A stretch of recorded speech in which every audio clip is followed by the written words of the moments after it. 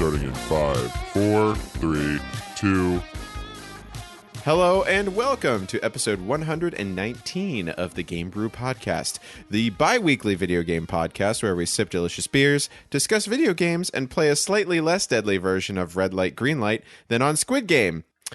Instead, you get pelted with peanuts. I am your host, Dan, rated mature 17 plus Rots, and I'm joined this week by Chris, rated T for teen Rights. I'm trying to think of a game that's actually rated T for teen, and I'm really struggling. What, isn't like The Sims T for teen? Oh, they might have gotten a bump up. I feel like that would be mature at this point. It might be mature. Because of all the... I'd have to look. And anyways. But also Allison, rated E for everyone, Vandavander. Look, guys, I made this joke and I've offended myself, so I don't know like what to say. That's like just the village bicycle. Softballs right at the beginning. Oh, come on. Oh, my soul. Oh boy. So this week on the first half of the show, we'll talk about the role of government control in video games. And in the second half, we'll talk about some government-centered games. But first, it's time for a beer. Beer opening noise. Chris, what are you drinking this week? I am drinking Hardywood's None of This Makes Sense. Which I felt was fitting because none of what we talk about makes sense. So I mean, here we really are. It doesn't.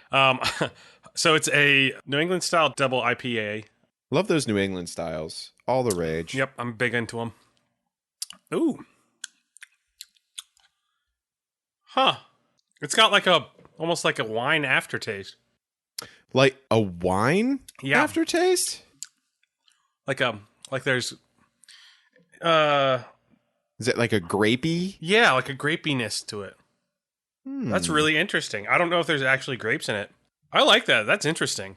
Maybe it's the tannins. Who's the brewery that makes it? Hardywood, out of Richmond. It's also fun fact. Also, the last name I gave my halfling in my D&D campaign. Oh, nice. Fredegar Hardywood. That's great. I love that. I'm drinking some local brews. I moved. I don't live in Westchester anymore, but are you in just Chester or East Chester? I'm actually in North Chester now. Yes. Moving to space soon, so that's something we've been talking about. As soon as it's an option. But I am drinking a local beer. This is by Wrong Crowd Beer Company, and they are they're on Hannam Avenue in Westchester. And I'm drinking right now their American Premium Lager, which is fine. We've talked about before about lagers, how about like American style lagers are kind of like, it's kind of like drinking water of beer, So, this is just our lager. It's an American style lager. So it's funny because. So is this Wrong Crowd or is this Westchester Beer Company? Brewed and canned by Westchester Beer Company, brewed at Wrong Crowd Beer Company. Okay. So interesting. I don't know what that's about.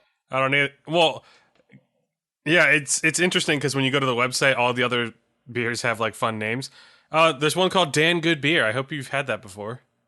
Dan Good Beer? Dan Good Beer. I have not, but I need to drink that. Do. Because it's for me. It is for you. It's for me, I can't and this have is it. fine.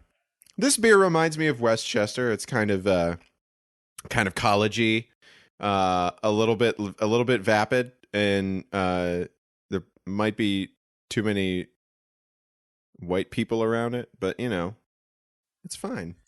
It's just fine.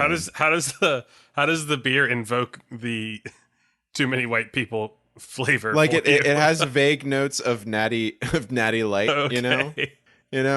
Like it's like I drink it and I'm just like, this has the bite of a natty light sort of beer. A natty bite, if you will. Like I imagine there's a lot of fraternities that are drinking this. Fraternities, somewhere. Yes. But yeah, that's what I'm drinking. Allison, what are you doing? What are you drinking? I have this Buzzballs chiller, which I just found at the grocery store. I'm not gonna lie. I was just really it's another softball, really. Just yeah, throwing them up today. it was like, oh no! I just spilled it on myself. Oh my god! Don't spill Alex it. isn't even so here. sorry. You don't need to do that. I know. No, that's what happens. Alex isn't here. She spills because solidarity. Yeah, right? yeah. I poured one out for Alex. That's true. Accidentally. But anyway, now I'm gonna... who's perfecally fine, by the way. We're not pouring it out for No, anyone. no, he's he's good. totally good. He's just not He's here. very busy. I just want to make that clear.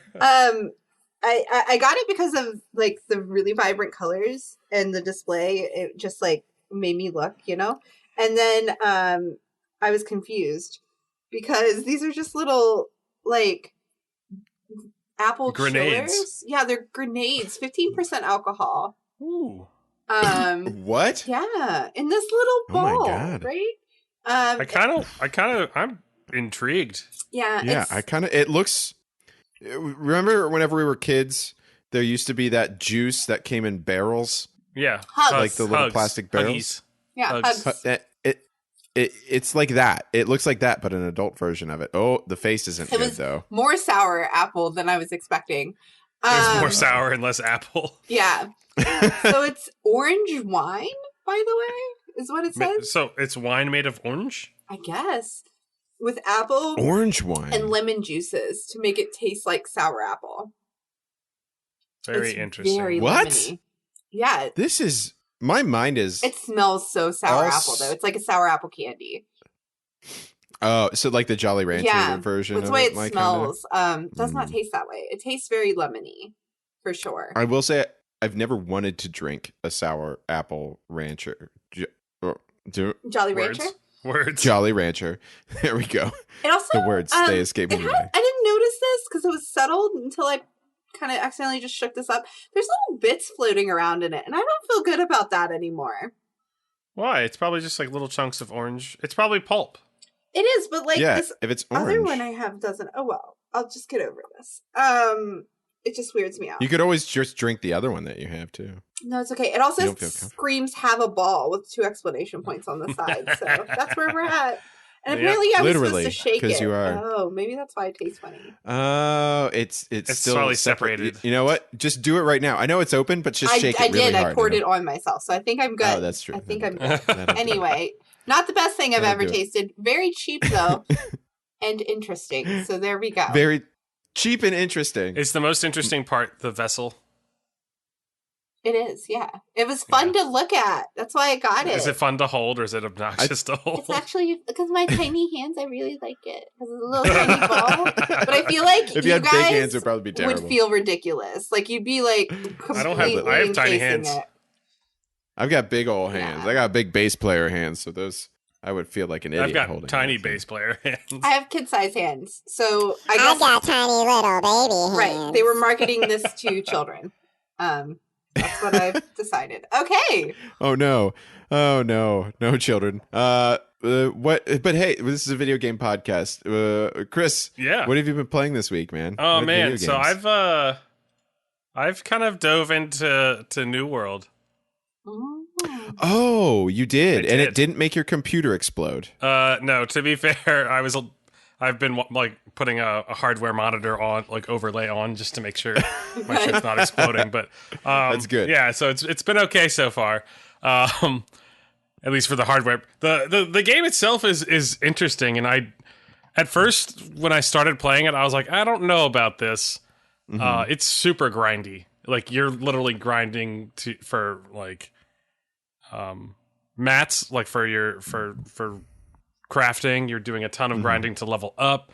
Like there's it's just It's all the things. a massive grind, but it's kind of entertaining. Like there's Yeah. yeah, like the whole economy is based around what people make. So there's no NPCs selling things. It's all just whatever people make. That's what's available. So it's more crafting. Yep, tons of crafting. Tons of crafting. It's a huge part of the game. Usually with crafting, it's something that feels like it's kind of slapped on after the game is made. I feel like they centered this game around crafting from the start. That's very cool. So that's cool. And so like there's a lot of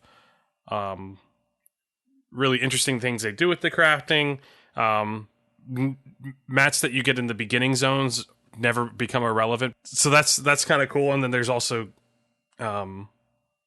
like faction wars too, so you can join one of three factions. There's three. There's three factions you can join: the Syndicate, as opposed to the usual the Covenant, and the Marauders. Are the Covenant a bunch of aliens that go? Probably. I mean, they're very religious. I don't really hang out with them. Got it. So I don't know what their deal is, but and then you can join a guild, and your guild can take over a town and kind of claim that for your faction. Wow. And then you can, if you're an opposing faction, you can try to take it over, and it's just a lot of like really cool systems they've built, and the combat's pretty entertaining. It's more than just like clicking a button over and over like in WoW. You actually have to kind of like face correctly, and you have abilities that activate, but it's not a huge action bar. Yeah, that's what I was gonna say. Is like that's kind of been the trend with new MMOs. Is instead of doing the old like click and things happen in an order, it's more of like you have like, if you hold down left click, you can attack something over and over again, and then like add like little things, like little flourishes or extra moves or magic attacks or something. Yeah, and with this, if you hold it down, it makes it a heavy attack. If you just click, it's a light attack. So they also kind of have that in there as well. Yeah. Tons of different weapons. Each weapon style has a different skill set, and like a tree that you can go through to continue on with the grinding. So basically you have to grind levels for your specific weapon. What else? There are some kind of really funny things that they haven't done yet in the game. Like they just never made it to the release. There's no mounts, so you're running everywhere all the time. You're just running all the time. You're going to get some massive like quads. Oh yeah, from doing huge, and huge quads, huge, and it's not that big of a problem because you still need to be collecting mats for crafting, so you just do that along the way, and it just takes you forever to get anywhere. There is some fast travel, but it's a little controlled, and it uses a resource for it, but it's that's kind of annoying. And then the other really weird thing is that there's like rivers and stuff, but you can't swim. You just but you can go in. Stuck at a river. No, you can go in. You're just walking on the ground through the river. So you just sink to the bottom, walk across, and then you're good. You're on the other side. Yeah, it's like sounds about right. There is. You have 20 seconds. Oh my god! But everyone just wears really heavy shoes. Yeah, everyone's wearing iron boots. It's great. Or it's like the part in Pirates of the Caribbean where they're all walking across the water to the ship. Oh yeah. Yeah. I have a question Allison. no one's been able to answer, and I think it's because nobody's really gotten far enough to answer it for me. But I don't mind like games being a grind fest or heavily into crafting and gathering, because that's kind of like my jam in a lot of ways. Plus MMOs, a lot of them I use as kind of my wind down time at the end of a day, and that feels good. But do you feel like it's going to pay off? Like, do you feel like the content is there to support the time you're putting into the game, or do you feel like it's just kind of a grinding simulator, a crafting or a gathering simulator? That's a good question, and I don't know yet. Yeah. But the journey along the way has been enjoyable for me, so I'm not super worried about that until I get there. Yeah. But and what's nice is that you can still kind of participate in some of like the bigger stuff going on even at a low level. Okay. So it's not like you have to be maxed out to play the game like WoW is. Okay. Yeah. Have you had any of the really like funny buggy things I've seen happen around, or did you kind of think you jumped in after all of that was hot fixed?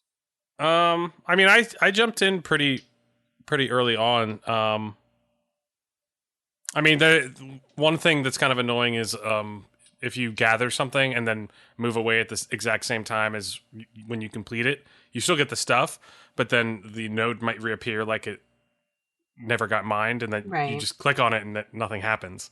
Got it. Like, what's going on? Yeah, so that happens a good amount. I want this yellow flower. Sometimes, sometimes I'm hitting something, like I'm swinging and just not hitting anything, even though like I'm very clearly hitting them, and that's kind of annoying too. But it's hitboxes. For like early on for a new MMO from a company that's never made an MMO before, it's pretty solid. And yeah, overall I've been enjoying it, and I'm going to keep playing it. I put it in worth about your money. Yeah, I mean, I've played 27 hours, I think, and it was $40, so it's pretty good, I think. All right, so roughly math something 20. Oh yeah, dollar less than $2 an hour, 86 cents per hour or something like that. I don't know. A little more than one, a little less than two. Yeah, I don't listen. I just Math, work here. I don't play the tuba. Oh, I do play the tuba. Excuse me. You only have to count to 4 though. That's true. I moved. That's a fun game. So you played Tetris. I played Tetris in trucks and cars. So I haven't done a lot of that. I did before. I don't remember if I talked about this on the last podcast, and I don't know if it happened then, but I think, yeah, I finished my D&D campaign. Like, it's over. What level did they end at? Like, they ended at a respectable, like, it was either 12 or 13, one of those. Didn't get super far, but it was mostly because, like, one of the guys was moving away. I was moving, like, we've been doing stuff in this world for so long that I was like, okay, I think it's time to kind of wrap stuff up. Mm-hmm. And it did. We wrapped things up very nicely. One of the, like, they managed to defeat the big bad evil guy.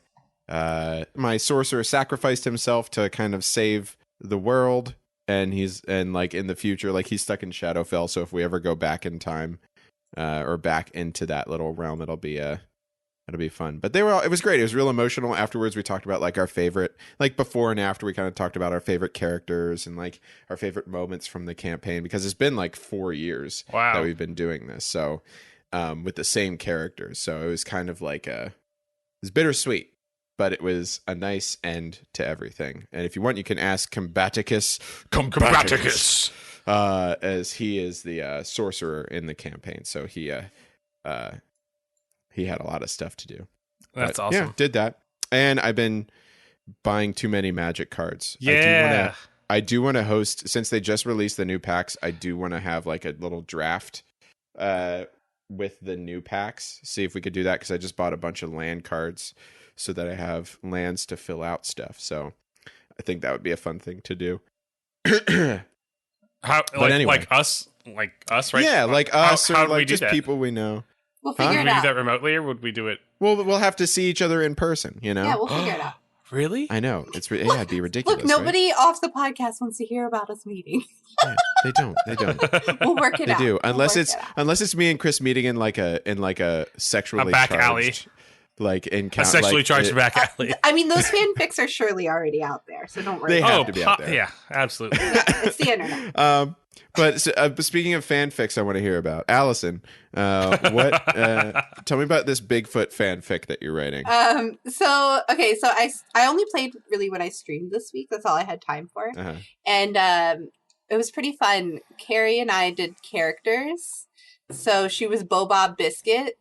And is that what the beard was for? Yeah, that was amazing. It was so good. You should have been there. And then I was Jilly Bean. I can't remember. I was like Jilly Bean, Sue Ann, Helen, something. Anyway, so Jinglehammer. So Schmidt.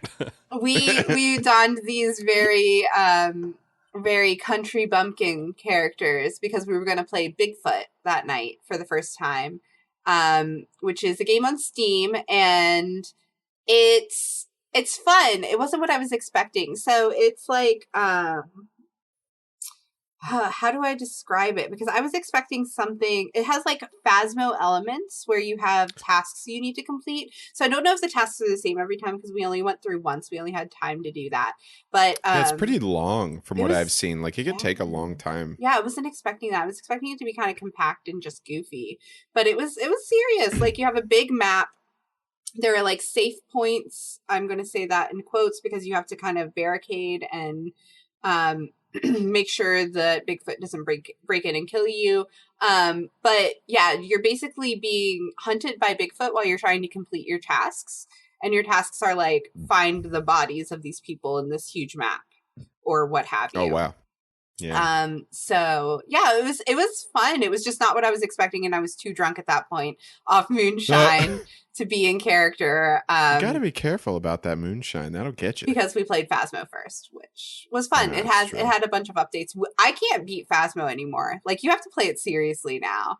Yeah, I've been told that it's very difficult. Yeah, it's gotten very, very hard. The changes that they've made, like we couldn't be in character and goof like we normally do. So we were talking, and that would get us killed immediately. Like the ghost would be just immediately pissed off. Ghost would find you. And talking now makes the ghost actually hunt you, which wasn't something that it did before. It never did that before. But people thought it did, so they decided to add it to the game. They were like, oh yeah, I guess we'll make that happen. And not only that, you can't hide from it very well because the ghosts now open doors. So yeah, thanks a lot, developers, for listening to the community. Jeez. It's crazy. Like the ghost just kept opening doors and killing us, and we'd lose all our money. And we were on like easy mode.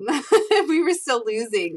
It was bananas, but lots of fun. I want to play more Phasma, so I actually get good at it now that it's complicated. Get good. It's become a get good game. Isn't it interesting? That's a thing that's interesting. We could talk about this later. How there are some games that start out really silly and then they become like these games that are like you have to be good at it to actually like play it with people. Yeah. It's one of those things of like, I thought that, okay, well, let's just go back to amateur because that'll be that old goofy feel. But no, not even amateur is that way. So, yeah, you can't really get, I don't know. It's kind of like, it changes the magic of the game. Like, I like what they've done. I think it's really smart and makes it hard complicated. But I don't know if that's going to be for everybody, you know? The ease of access of the game, I think, was one of the pulls. Yeah, and I wonder if that was like, I wonder if they had a meeting to discuss like, okay, is this the direction we want the game to go, or are we looking for something that's more like scary and more visceral? Maybe, I don't know. I think there were a couple of factors from an outsider who's played the game since start. I think they got a team of developers now. It's not just one person anymore. So the fact that they have art help and, you know, these things that they couldn't do before because they didn't have time to do. I think this is the game they wanted to release, but didn't have the manpower to as a solo individual. So I think the game is becoming more and more what it was meant to be by the creator. And also they're listening to their audience. I think the people who have stuck with the game are diehards and they wanted more of a challenge. So I really think that they're listening to the community, which I think is awesome, if I'm being honest. But the things that they've implemented are things the community definitely wanted. So I do think they're listening. Which is cool. But yeah, that's what I did. That's a good thing. It's a good thing. It's just whenever they listen to you all at once and then release an update, you're like, oh, no, wait. Yeah, this is a big massive one. change. It's gorgeous, though. Like, the art changes, it looks really good. Like, the things that they're doing. That's good. I mean, the characters themselves still look like silly beans, but... Yeah, and you could, like, probably walk backwards and, like, bend yourself in half accidentally, but that's kind of the one of the pulls of the game. Yeah. Silly. Yes, the charm. That's the word. Speaking of words that I... Going back real quick to Bigfoot, though, there are some gems of reviews on really? Steam for it. Oh, man. I'll I have linked to look. one. Yeah, I linked one in our little chat thing, I think. Nice. I'll read it after. I put it in the wrong spot. That's okay. Someone will read it. It'll be fine. It doesn't matter. Well, speaking of things that don't matter, the government totally sucks, you motherfuckers. Wow. The government totally sucks. And now we're taken off the air. Ben Franklin they don't control us. No, it's we were singing a Tenacious D song. So if anything, we're gonna get a you weren't DMCA singing strike. it, so it's okay. We were spoken word, and I think I would say I think if we told Jack Black about that, I think he'd be just fine with it because he's like, yeah, the government does totally suck. It's true. I wrote a song about that. It's true. Exactly. But we're talking about governments because there's a lot of controls out there. There's been some stuff, some questions about government control of games. There were some things that, like things get released or they get released as different versions in other countries. So basically we're going to examine the question, like, should the government do that? Like, should the government control video game content? Or should they not? I mean, does anyone really All think right. they should? I mean, this topic came up because of the really strict rules that were put into place in China. I think basically young people have 3 hours during the week that they can play, and minors cannot play at all during the week. Yeah. So it's like, oh my God. Well, I mean, so China originally, like in 2000, banned consoles. Period. So it's definitely a history they have of being very harsh about gaming. And they lifted the ban in 2014.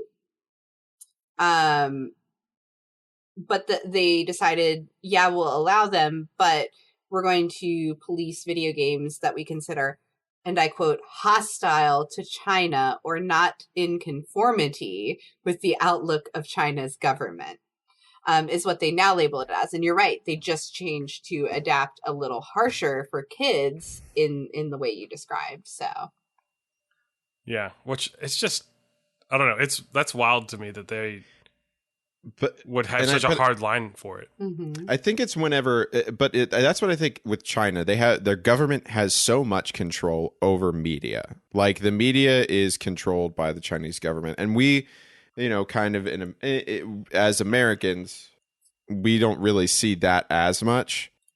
I mean, obviously there are like controls put in place for media. Like we are obviously controlled by some group of lizard people who are telling us what to say.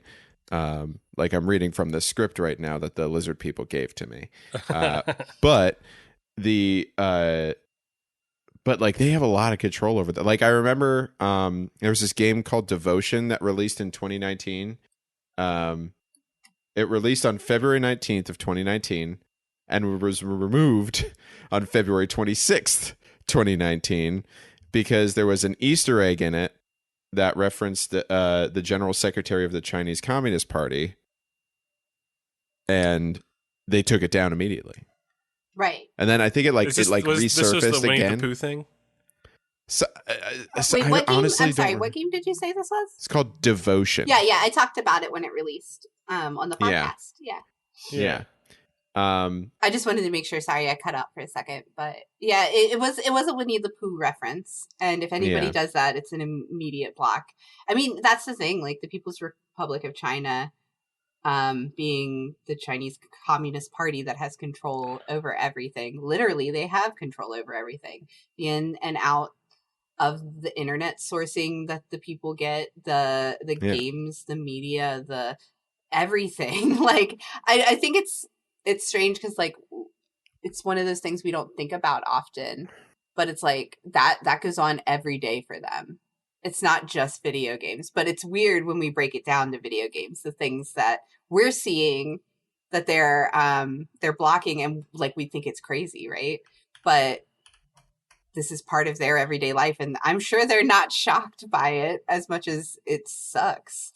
It's just like that is unfortunately the way things are there. Like I know I don't know if it's Kai Wu or Sai Wu, head of China's Ministry of Culture, said that they want to open a window to crack to get some fresh air, but we still need a screen to block the flies and mosquitoes when referring to gaming and what they'll allow in and what they won't. So, well, and it's really funny because in like I'm looking at a list of some of the games that they've banned. Yeah. One of which is Animal Crossing New Horizons, which was banned because people were writing anti-government messages in the game. Yeah, because it has that free board, like you can make the signs. Oh yeah, and you can just visit someone's island. Isn't that crazy? Like they can't communicate other ways. So if there's that open hole, they'll use it because they're so desperate. Isn't that sad? That's sad. Yeah. I mean, to be fair, once we release this episode, we're going to be banned from China too. So yeah, I was going to say no, we already were. We aren't already. No, we totally. I've been were. banned from China for a completely different reason. Let me just say those those pandas were not happy with me. I'll tell you what. After my like very vocal Blitzchung like positivity and talking about devotion already, we have been banned for a very long time. I could rest assured on that if they know we exist. Tell you what, if you're in China and you're listening to us, please let us know. Like, send us a message. I don't know how you're going to do it. Do it on but- Animal Crossing. Yeah, no, they can't. They can. Well, no, apparently the game is still on sale in the Chinese gray market, according to Wikipedia. The gray market. It's not as hard to find as It's the the black market. But the second they connect to the internet, they're found. So they can't Yeah, even do exactly. that. So you yeah. can't. But yeah, it's like a Matrix style connection. I think China's like the easy go-to here too. By the way, yeah. There's others. Yeah. There's Germany. I know we briefly talked about that. Yeah, Germany's super touchy about violence. And is it? And showing anything historically related to any of their past that they deem unfavorable. That's the best way, because it's a very broad stroke about what they won't allow. Obviously, they won't allow depictions of Adolf Hitler or swastika flags, or like they'll make them little triangles, or they'll just delete that reference from the game. They also have the blood rule. Yeah, I was trying to figure out if they're still doing the blood rule or not. So basically, they used in games that showed blood before, they would make it less violent, air quotes, by having the blood be green instead of red, because everyone was zombies and not actual people. But basically, that's all they did to change it. I don't know if that's still a thing. Yeah, I think they're still heavily censoring violence, but I don't think that the blood is green. I know, like, back with Tomb Raider, they just deleted the blood, basically. So, like, even when she's like fighting a tiger, there was nothing happening as far as blood. That happens when I fight tigers too. But, Yeah, one shot. That's because I'm a zombie, though, and I have no blood, so that doesn't make sense. Oh, what? Oh my god! Pretty sure Lara Croft is human, but Lara Croft. Yeah. So I know that they still censor the gore. I don't think they do green blood anymore. But yeah, I think that was back probably in the early 2000s. Whenever they were, it was when it was easier to do. I think it would probably be a lot harder to adjust that these days. I know, like, in Venezuela, there's a total ban on developing, distributing, trading, or displaying video games in which the goal is shooting to people. And where? Sorry. Venezuela. Interesting. I didn't know that one. That was back in 2009. I don't know if it still exists, but I think it does. United Arab Emirates does kind of a similar thing, but it's more about sexual themes and gambling and nudity. Gambling and nudity. So, like, Fallout New Vegas is banned for that. Yeah. But apparently it doesn't extend to the digital version of the game. Oh, but you can't get the physical one. Nope. Definitely can't do that. Don't want them getting physical. The Korea bans anything with gambling. Makes sense. Which is something that I think should be more heavily regulated or considered in games. I think we've talked about that before, but yeah, I think we've talked about that before, but I think that's kind of like the goal of a lot of like these. There's a lot of like, I think before pre-pandemic, there were a lot of people pushing for this. Right. I don't remember if, I think there was kind of a hold on it because of the global crisis. I feel like a lot of companies just tweaked things ever so slightly, so it didn't consider gambling anymore. Not gambling. But they ban what they consider indecent games and websites, which include anything unrated by the ESRB, any kind of pornography, gambling. So it's going to be like everything there. I wouldn't want to go there. It's interesting because there seems to be, in some countries, it seems like the nudity's okay, right, and the violence isn't, and then other countries the violence isn't and the nudity is. So Germany doesn't give a crap about the sexuality or nudity, Like when other countries were freaking out about BMX, Triple X, like United States, for instance, was a big concern on that one when it launched. European countries, Germany, like didn't care. They just released it. Yep.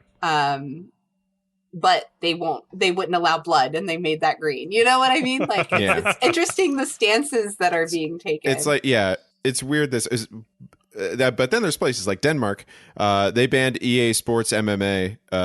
It wasn't released there because of a law prohibiting marketing for energy drinks, which EA chose not to remove from the game. But distribution wasn't illegal, so you can still find it as like an import in places, but it's like technically the country can't sell the game because it promoted energy drinks. That's just funny. One I think is interesting that I don't fully understand. So I know that I have a lot of Canadian friends who may or may not listen to the podcast, so please let me know.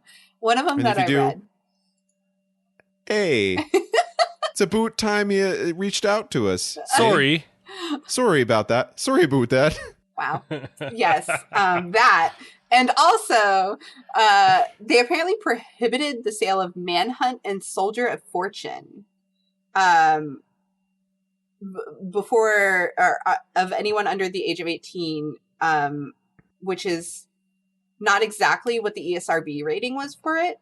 So in order to do that, they legally classified them as films. So they could give them an R rating and card for them, which I think was interesting. That's interesting that they work around. But now, like, because of that, apparently they've changed the way ESRB is regulated in their country. So they do ID on these certain games.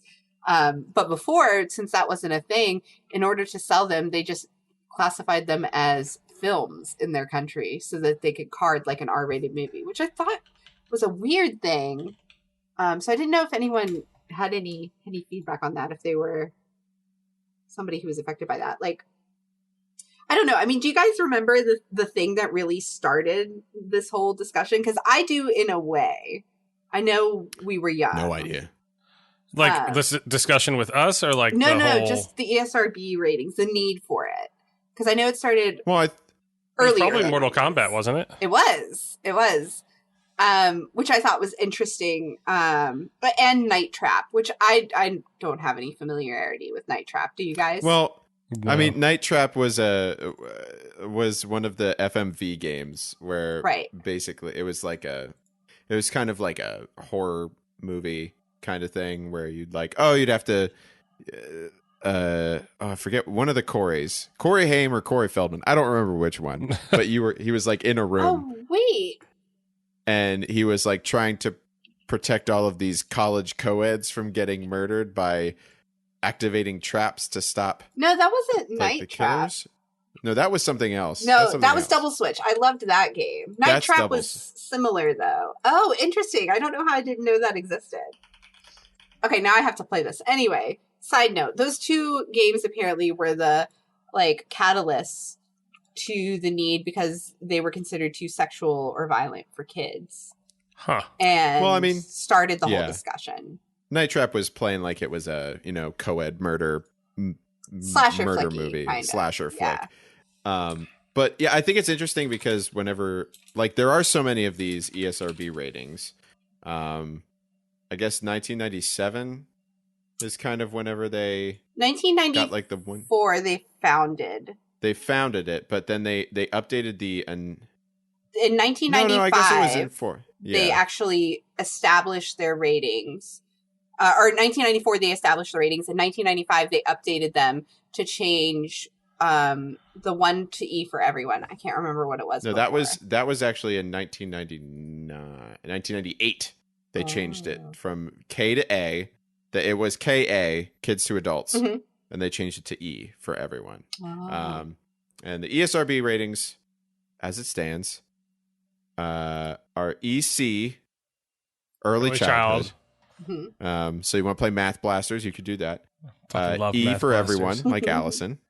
Yes. Like T for teen, like Chris. M for mature, 17 plus, because not all 17-year-olds are mature, so that's a terrible way to Right. do. In fact, most aren't.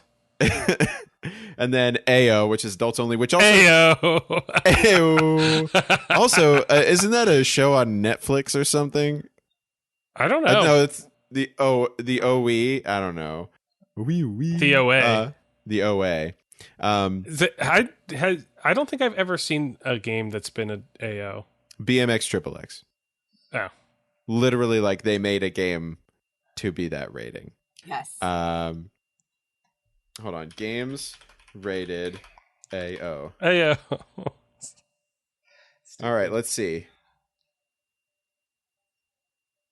The last one that came out was in 2015.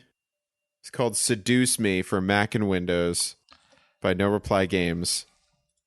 It was pulled from the Steam Greenlight program for its sexual content. Damn. So that didn't exist. It doesn't exist. Yeah, I think it's like a death sentence. Like, no game wants it because it's just like movies. You can't sell to but so much of an audience. And some of these countries actually won't prohibit would be to do that. Won't allow the selling of these games even. So it's really is a death sentence for them. Not that every country has adapted the ESRB ratings, but a lot of them have now. Their interesting thing, Manhunt 2 was originally given an AO rating. But Rockstar edited it to meet the M rating so that it could be released on consoles. Tons of which is interesting. Tons of movies already do that to drop from rated X. What's after R? NC-17. NC-17. To drop from NC-17 to R, they'll do certain things, or they'll drop F-bombs out of their movie to get it from R to PG-13 to reach a better audience. They'll do that to this day. And it's kind of the same thing. But like, do you guys think the ESRB rating system is even meaningful? Does it do its job? So no, the parents should be doing that. That's a parent's job to manage that for their children. And so in a way, I think it does achieve its goal because, it makes it so the choice is up to the purchaser, which I think is the correct way to do it. Mm-hmm. It's not... they give you a tool to understand what's being bought, like what kind of content will be consumed. But ultimately, that's up to the consumer to make the right choice for themselves. Right, but do you think, like, this should exist so those parents have at least a quick glance? I think so. Sure. I would agree. I think it's a good idea to have some sort of, like, it's the same thing with movies. It's the same thing with, I guess eventually with music, it was the same thing. Like there was the, whenever they put the, what's it called? Parental advisory or whatever. The parental advisory stuff on there, which, doesn't really limit too much. It's just kind of like saying, hey, there's like swearing and stuff on this. But I think it's important because as many times as I see people going in and buying games for their kids who are like small children playing rated M for mature games or like, Grand Theft Auto, it's like, at least, like the parents, it's the parents who are doing it. So the parents at least use like, they know this is what's in here. Like, this is what's going to be in this game. To a certain extent. Like, I don't know about how it is today, because I think today it's very different from when we were growing up, because this was introduced, when I was like, it existed when I was about 6 or something. So I know I was playing games I shouldn't be playing. I was watching movies I shouldn't have been watching. I was listening to music I guess I shouldn't have been listening to at a very young age. And like for me, I don't think it messed me up too bad. I don't know. Jury's out on that one. Just a visual reference. Me and Chris both looked at each other like there was like. I'm not going to make that comment, are you? That's because you guys value your lives, but for like only slightly. And another example of violence in video games, folks. Yeah, come on. For me, like I get it now because like I see kids playing these games that are like really inappropriate for their age, and there's things in there they absolutely should not be introduced to yet. But it's their parents. It's the that's parents, their parents' right? fault. But like what I'm saying is like when it came out for us, my mom didn't know shit about what those ratings really meant. I would just like, I don't even think she looked at them when she bought me games. Like, it wasn't me buying games. So they just sold them to my parent, didn't ask any questions. She didn't even look at that. And she just handed it to me, which is, I think, why they did like a lot of education and like announcements and like Penny Arcade. I remember them doing like a whole host of PSA kind of things for what an ESRB rating is. Because Penny Arcade was super popular. Man, they've been around for far too long. I loved them. But yeah, so I feel like now it's a curious thing for me. Because obviously we have parents who were gamers that are now who can define these things very easily and educate themselves and allow these people to play the games. Like, I know that's what our intern does. Like, he doesn't really judge it based on an ESRB or like in movies too. It's like he uses his own judgment about what he allows his little boy to watch or play. But like there's some parents who like steadfast hold to it and are very strict about it. And then there's ones that I feel like probably to this day don't really know what it is and aren't paying attention to it. And then like this stuff happens. I've heard like people who are playing with kids and the kids like start flaming them in chat, and then their parents get involved and are like, why are you saying this to my 10-year-old? And it's like, well, your 10-year-old started it. By the way, should they be playing this game? You should play the first scenario on the game and tell me if you feel like this is appropriate for your 10-year-old to play. Like things like that. And then, you know, that parent gets a quick education.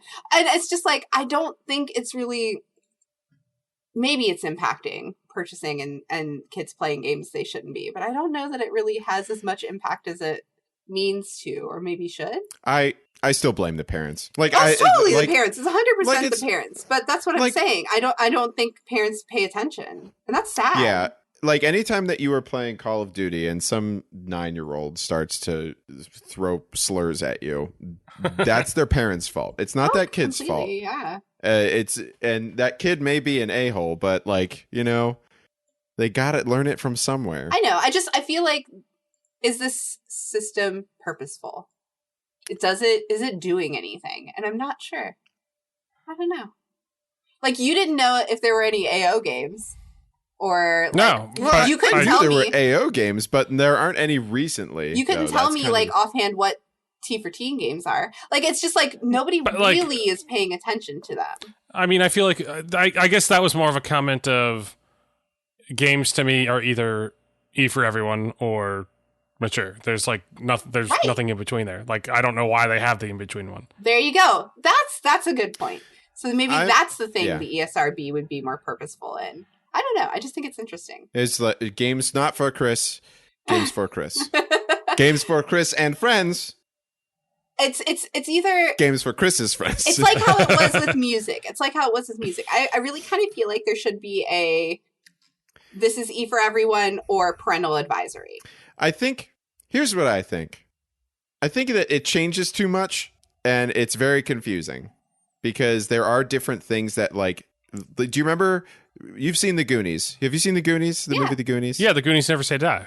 Goonies Never Say Die. That movie is rated PG. Right. It totally shouldn't be. It should not be rated PG at all. Well, like, there's lots of swearing. Yeah. There's many sexual references in it. Yep. Many. Yeah. There's also, like, suggestive, like, there's a lot of stuff that's like, this should be at least PG-13 for what it is. But it was also during, like, the 80s. So in the 80s, PG meant something different than it means now. Plus, and I will always say this, and I say this about anything that's rating anything, it's all just like someone's opinion at the end of the day. Like, there's a board of people giving their opinion. There's no like cut and dry absolute, if I have this much nipple, it's getting a AO rating. You know what I mean? Like, yeah. There's people whose job better. You know, it's an even better example. What? Airplane.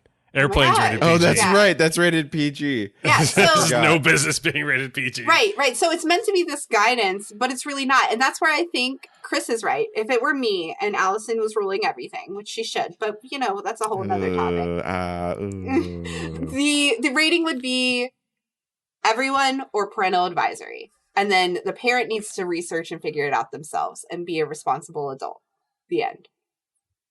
Boom. 2 ratings. 2 ratings. Done. 2. Next song. All right, that's it. Me want go play GTA 5. No. I love GTA 5. I can play. No. See, this is why I don't have kids, because I'd say, yes, leave me alone. Just leave me alone. Well, as we leave that small child that somehow wandered into my recording studio alone, we're going to take a break and then come back and talk about government-centered games. So stick with us. Because you didn't have enough before.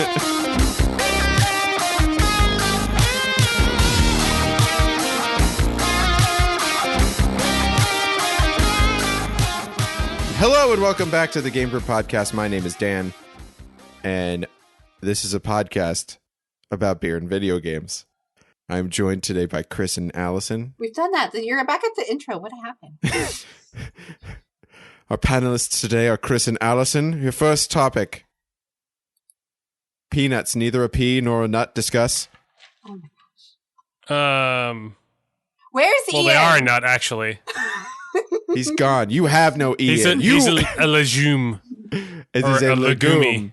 Where is your Ian now? Please send help. Send cookies. Send cookies, please. Rhode Island is neither a road nor an island. Discuss. I want cookies. I love cookies. All All right. right, Alvin. We're drinking some beers. Chris, how's the beer treating you? I finished it. Nice. I'm going to have another. What's the other one? It's the same one. I'm just having Oh, it's the another same one. All right. Yeah. But you It's like good. it. I It's do. good. You said it has that whiny aftertaste, which is one. Yeah. pretty It's nice. not as you keep drinking it, it's not as whiny, but it was definitely like the standout feature when I first took a sip. Nice. Allison keeps making faces fan. as she keeps drinking. I forgot to finish this, so I'm trying to chug it now. Like, Ooh. Oh, It's- yeah. What's the chuggability? Oh, yeah. unpleasant. It's a hard one sour apple Jolly Rancher chuggability. Okay. Out of That's not great. One? Because like Out of think about probably it. like 90. Think about like taking a Jolly Rancher out of whatever scale you guys like. Think about taking that Jolly Rancher and just sucking it down your windpipe. Oh, that would hurt. Oh, Yeah, it hurts. I don't want to suck anything down my windpipe aside from the wind. It hurts. It feels hard, and this is liquid. It is. Phrasing. It's too much lemon juice. Whoever did this, I get it. Like it's meant to be sour, and I love sour things. He's so sour. But like nobody wants. Oh, is you monkey? Is you a shower monkey or shit? Nobody wants to actually consume something so sour it's almost impalatable. Consume. Consume. Consume. I don't know. Sour stuff has never been. I like I love Sour sour. Patch Kids, but that's about as far as it goes. Like I love key lime pie. I love sour I don't. things. But like it has to still be palatable, and this is not. This is Ooh. way too much. It's just like my tongue is almost numb from the sourness. It's Well, number one, you get 20 points for using the word palatable in a sentence. So Thank you. put that on your card. great. Your Game Brew scorecard that we all have. Mine has negative points. But yeah, no, he's sour stuff. It's not meant to be drunk. Sour is not a drink. That's why I don't like beer sours. Do you like margaritas? Honestly, not as I much. love them. See, I like a spicy margarita. Ooh, I like a spicy marg too. I like a spicy marg. Hannah likes a spicy marg. I love all margs equally. Do you like Marg Simpson? Actually, I don't watch The Simpsons. So What about Marg Thatcher? Do you like her? The British audience is listening. Oh my gosh. Anyway, so Oh, I'm drinking. So yeah, what are you playing this week? Wait a minute. So I'm drinking another Wrong Crowd Beer Company thing called the Burrow. It's a Dub C style Pilsner, so another Westchester style beer. This one is a lot better.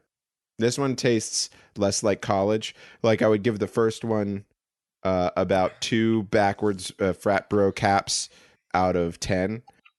This one I give about 7 backwards frat bro caps out of 10. What about like the visors that they put the upside down visor to the back? I'll throw some upside down visors in there. Also, some lacrosse T-shirts or lacrosse like pennies that for some reason, and then like super high socks with gym shorts. Yeah.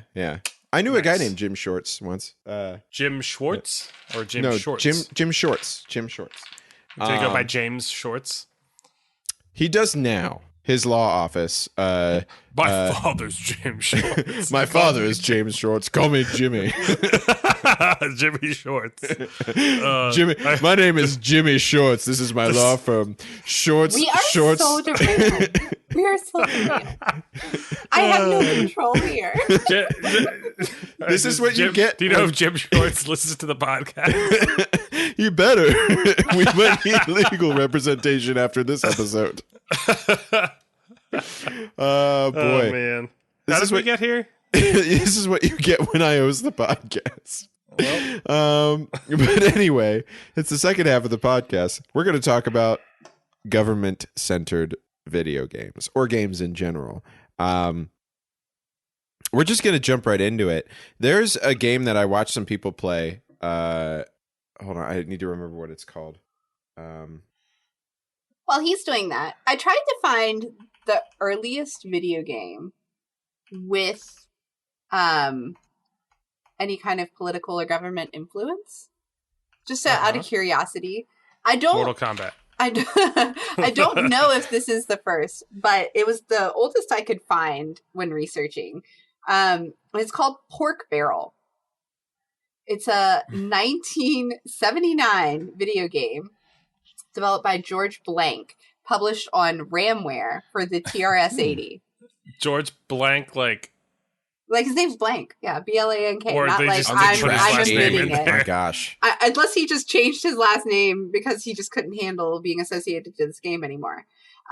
So it's a game about passing bills to win an election. Interestingly enough. Oh, okay. And it was reviewed. Like the only thing I could really find on it was reviewed, and the review said, if you can find people who will pretend to be politicians with a conscience, this game is fine. But if you play to win, look elsewhere. So I guess it wasn't really accurate, is what he's saying, to how politics actually ran and passed bills. It was probably assuming that the politicians were a little bit more upright and actually not just doing politics because politics and money. Right, which I thought was interesting. It was like a game maker's take on politics and how it should be, rather than how politics were. And it was like the earliest game I could find. So I thought that was interesting. It's very interesting. That's very neat. The one I was trying to remember is a board game. It's called The King's Dilemma, which is basically you play like the council of a king.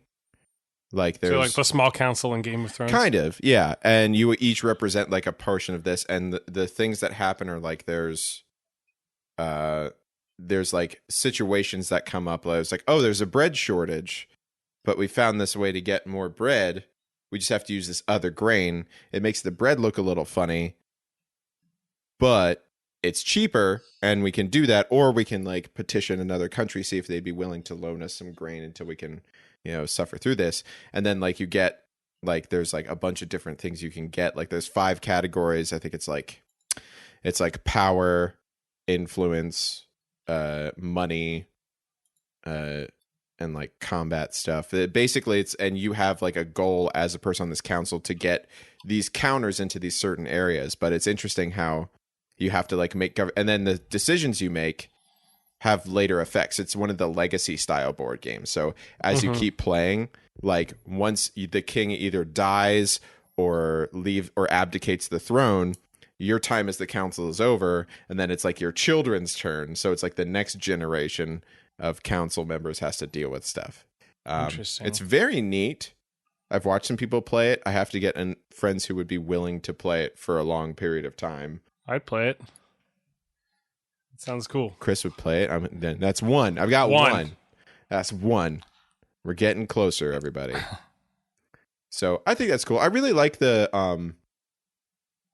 sort of medieval power play, sort of governmental sort of things. I know, Chris, you've played some of those games too, right? Yeah, like Crusader Kings. Yeah, like Crusader Kings. There's like, or like the very base, like Reigns, whatever it is. It's like the mobile game. That's like pretty. Yeah, it's like very simple. Is that the one where you just like swipe left or right for your Yeah, it's like decision left or thing? right, depending on what decision you would want to Yeah. make. Whether it's like feed the people or murder the people. I'm going to murder the people. People are mad. Boo. Yeah, I've got a couple games that I've played that I guess are kind of political based. One that I saw, and it's kind of a simple game, but it's a mobile game. It's kind of fun to play for a little bit. It's called Gerrymandering, and I bet you can guess what it's about. Is it about my friend named Jerry Mandering? Yes. Okay, And great. his love for mandarin oranges, yes. Yes. Jerry Mandering. And yeah.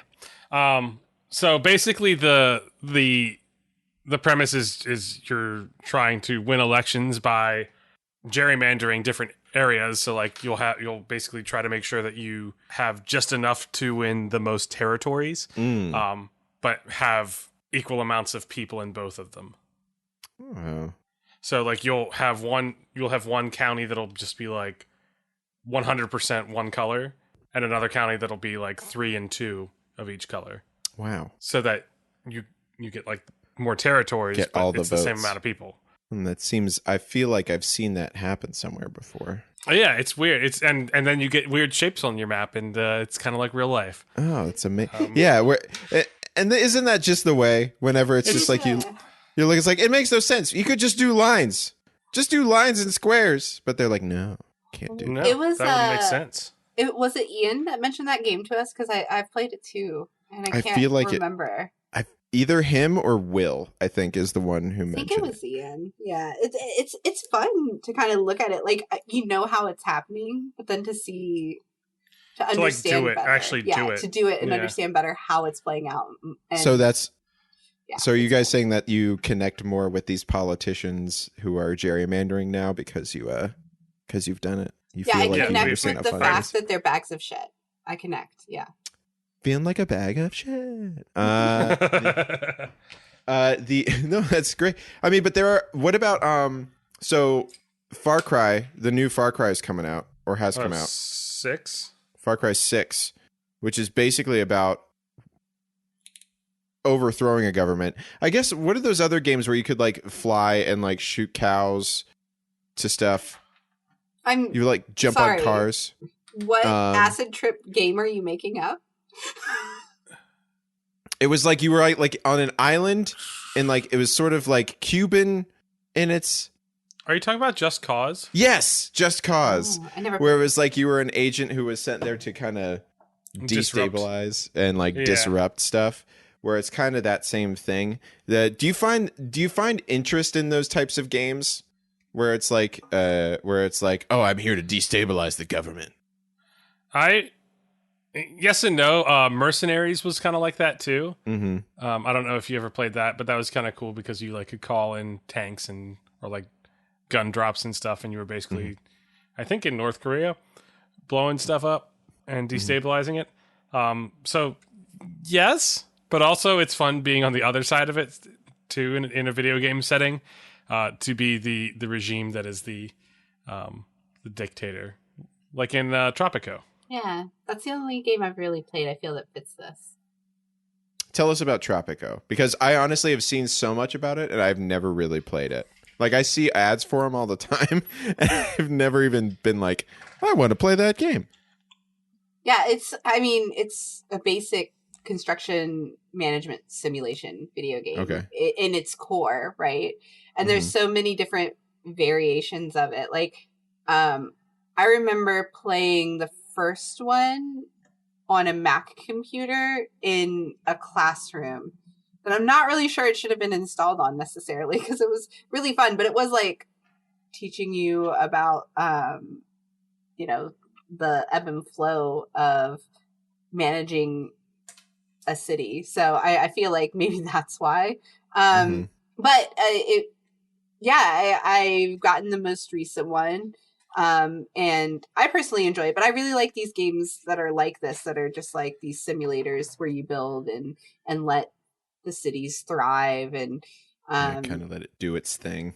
Yeah, this one's just like really intricate. I feel like there's so much to manage and there's so much in the peoples that you need to maintain and keep them happy or keep the government stable or you know, it's like there's so much you can do and so many different ways you can go as far as a ruler.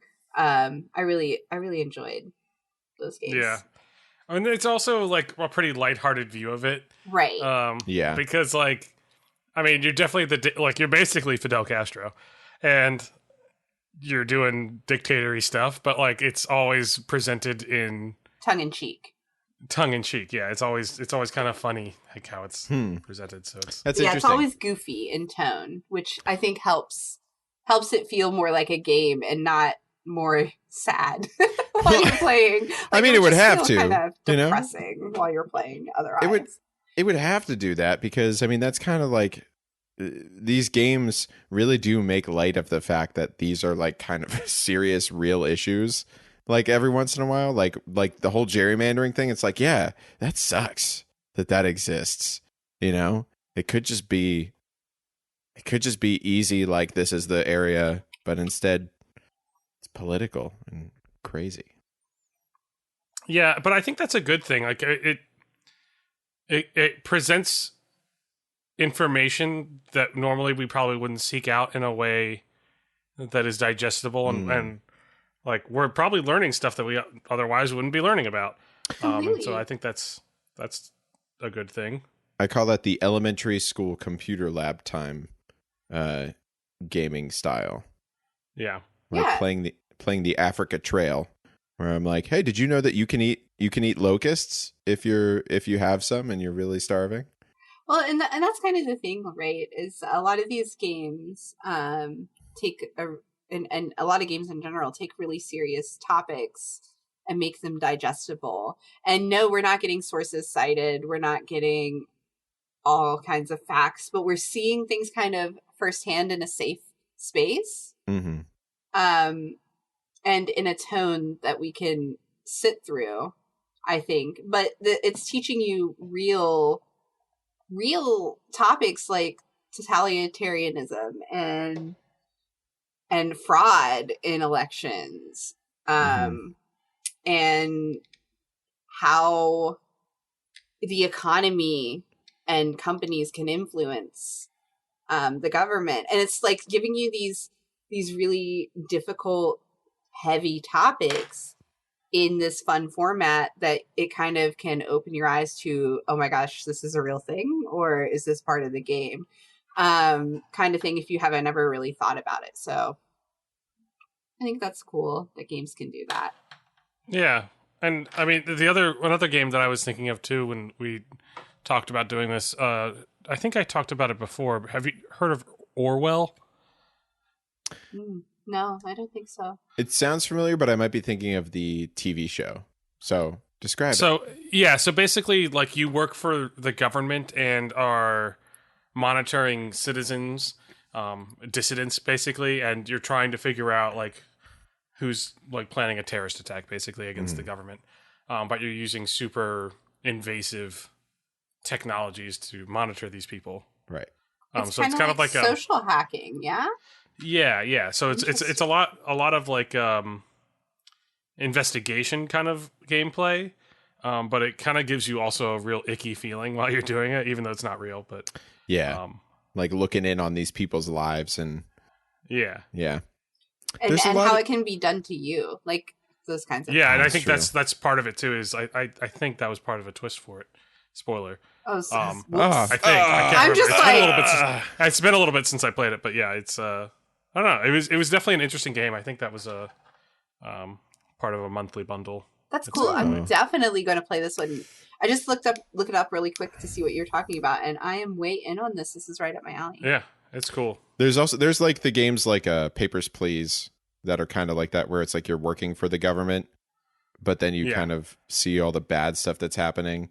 Papers, Please, Not Tonight, which I played on stream for a while, which was like it was just like, yeah, you're a bouncer, but then there's like this overarching story of like the sort of post-Brexit, like, oh, European people are not allowed in Great Britain anymore, and there's all these crazy things that start happening.